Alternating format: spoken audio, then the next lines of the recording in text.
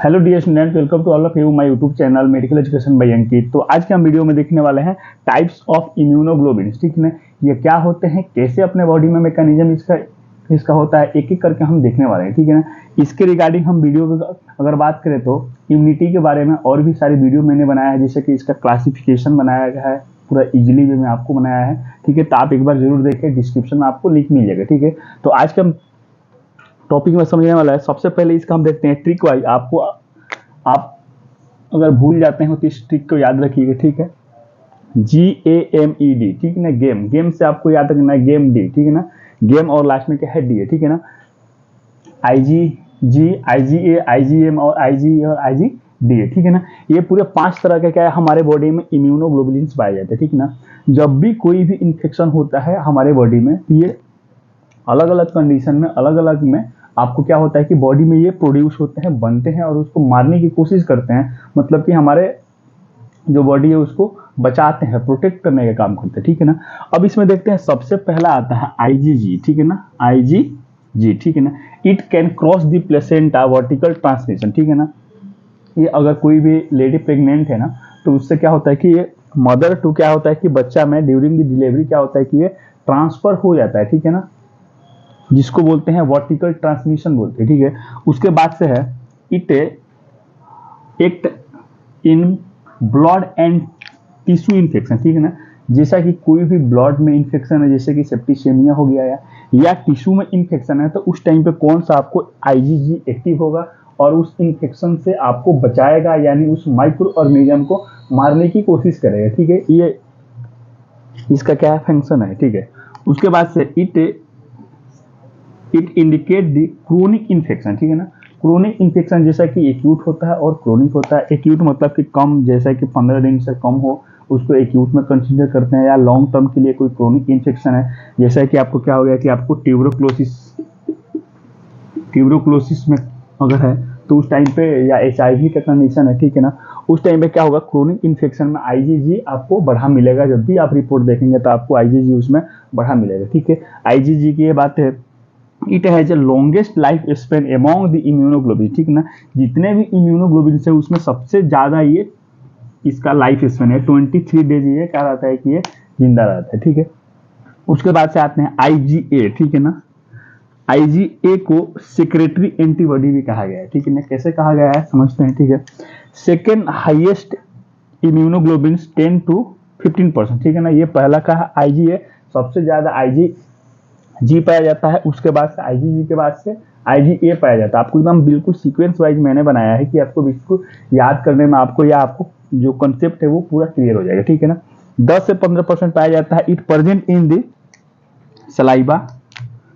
आपको जैसा बोला कि ये इसको सेक्रेटरी भी कहा जाता है। ठीक है ना, तो सलाइवा सिक्रीशन होता है, वहां पे टीयर के साथ में होता है, या ब्रेस्ट मिल्क से भी होता है, या बॉडी सिक्रेशन भी। ठीक है ना, देखिए अब सलाइवा में इम्यूनोग्लोबिन कौन सा है, IgA है। जैसे कि आप खाना खा रहे हैं, ठीक है ना, तो खाना फीको मतलब ओरल रूट से क्या होता है कि कोई भी अगर माइक्रो ऑर्गेनिज्म जा रहा है तो आपको सलाइवा के साथ मिक्स होता है खाना, तो सलाइवा के साथ माउथ में उसको क्या कर दिया जाएगा, मार दिया जाएगा। ठीक है ना, वो अपने स्टमक में ना जाए। ठीक है, उसके बाद से यहाँ पे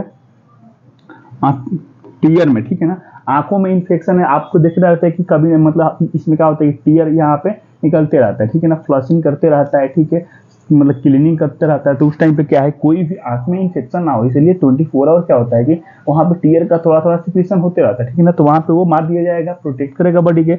ब्रेस्ट मिल्क से भी, ठीक है, ब्रेस्ट मिल्क में मिलेगा तो बच्चों का क्या होगा कि इम्यूनिटी जो स्ट्रांग होगा। ठीक है, उसके बाद से बॉडी का सिक्रेशन, और भी जो बॉडी का सिक्रेशन उसमें भी IgA मतलब कि पाया जाता है। ठीक है, तो आपको बॉडी को प्रोटेक्ट करेगा। ठीक है, it act on respiratory digestive system. ठीक है ना, रेस्पिरेटरी सिस्टम में भी अगर कोई इन्फेक्शन हो रहा है उसमें भी बहुत अच्छा काम करेगा, एक्टिव होगा और इन्फेक्शन को मारने का काम करेगा।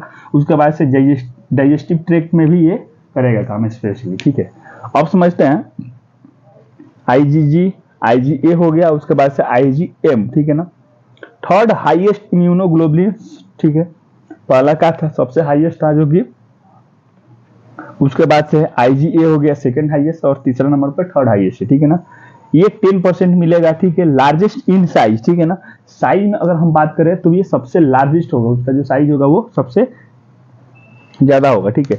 Also known as a macro immunoglobulin, ठीक है ना, साइज के आधार पर माइक्रो मैक्रो बांटा गया है, इसको मैक्रो इम्यूनोग्लोबिन बोला गया है, ठीक है। उसके बाद से अगर हम बात करें तो मिलियंस इम्यूनोग्लोबिन, ठीक है ना, मिलियंस इम्यूनोग्लोबिन इसलिए कहा गया है कि इसका जो मोलिक्यूलर वेट होता है उसको डेल्टोन में नापा जाता है, ठीक है, किसमें, डेल्टोन में, ठीक है ना।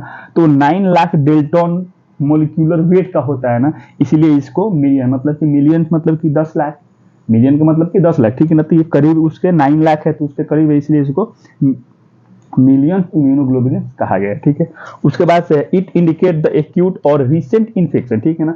अगर आपको जैसे कि एक्यूट इन्फेक्शन है या रिसेंट इन्फेक्शन है, आपको तुरंत मतलब 5 दिन 1 सप्ताह का अगर हुआ है इन्फेक्शन हुआ है, तो आप अगर ब्लड चेक करवाने जाएंगे तो आपको जो है IgM जो बढ़ा मिलेगा, ठीक है। तो आप इसका जरूर स्क्रीनशॉट ले और समझने की जरूर एक बार आप। नेक्स्ट पॉइंट हम देखने वाले हैं IgD के बारे में, ठीक है ना। IgD जो है वो 1 to 2% में होता है, ठीक ना। एग्जैक्ट इसका फंक्शन है, एकमात्र कोई एंटी इम्यूनोग्लोबिन IgD जो है उसका फंक्शन के बारे में आज तक पता नहीं चला है, एग्जैक्ट फंक्शन इसका क्या है पता नहीं चला है, ठीक है ना। उसके बाद से it can activate by the B cell production, ठीक है ना। बी सेल प्रोडक्शन होगा, ठीक है, बी सेल के प्रोडक्शन के होने से के IgD जो है वो क्या होगा, एक्टिवेट होगा, ठीक है। उसके बाद से लास्ट वन है IgE, ठीक है ना। IG it present in trace amount, ठीक है ना। ट्रेस अमाउंट का, ट्रेस का मतलब होता है कि प्रचुर मात्रा, ठीक है ना। ट्रेस अमाउंट का मतलब क्या बोला अभी, बहुत ही कम प्रचुर मात्रा में पाया जाएगा, ठीक है। It activate in the parasitic infestation, ठीक है ना। पैरासाइटिक इन्फेस्टेशन होता है ना, तो उस कंडीशन में क्या होगा कि ये एक्टिवेट मिलेगा, IgE मिलेगा, या उसको हम बोल सकते हैं it also indicate the allergic infection, ठीक है ना।